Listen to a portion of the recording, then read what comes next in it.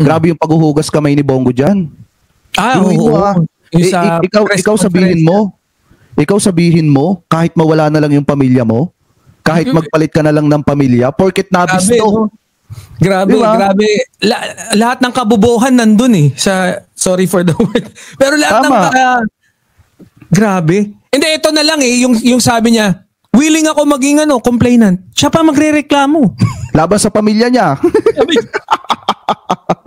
Para lang lumabas na bayani. Alam mo, partner, hindi na maitatanggi ni Senator Bongo yan. Kung matatandaan mo, 2023, 2024, maalin sa 2 taon na yon.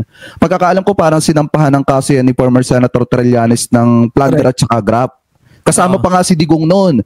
Dahil nga doon sa mga proyekto na nakuha ng kanyang pamilya, ng kanyang kamag-anak, dahil sa impluwensya po niya. Dahil ang pagkakaalam ko noong panahon ni dating Pangulong Duterte, bago naging senador yan, naging special assistant to the president yan.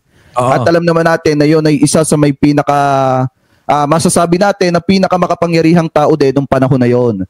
So, ibig sabihin kaya nakakuha ng maraming proyekto yan ay dahil sa impluwensya talaga ni Bongo. Kasi ang pagkakaalam ko, partner, yung CLTJ, yan ay ang meaning niyan, pangalan ni Bongo.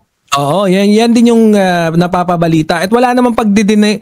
Hindi ko alam kung dininay na yan, yung CLTG na yan ang ibig sabihin ni Christopher. Wala pa tayo nakikita na dinidinay niya. Wala pa tayo nakikita dinidinay niya yan, partner.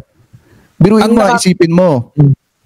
Yung CLTJ, para sa kaalaman po ng mga kababayang Pilipino po natin, ang meaning daw po niyan, Christopher Lawrence Tisorogo. Ayan. Tisorogo. Yan yung meaning niyan. So ngayon, partner, yung kapakinabangan ng CLTJ, kapakinabangan ni Bongo yan. At kahit sabihin ni Bongo na wala siyang ugnayan dyan o hindi siya nakinabang dyan, maliwanag nga na yung meaning ng CLTJ, pangalan niya yung tinutukoy. So, ibig sabihin, kung ano yung nakukuha ng pamilya niya, possible na nakukuha rin ni Senator Bongo, kaya hindi niya pwedeng i-deny yan.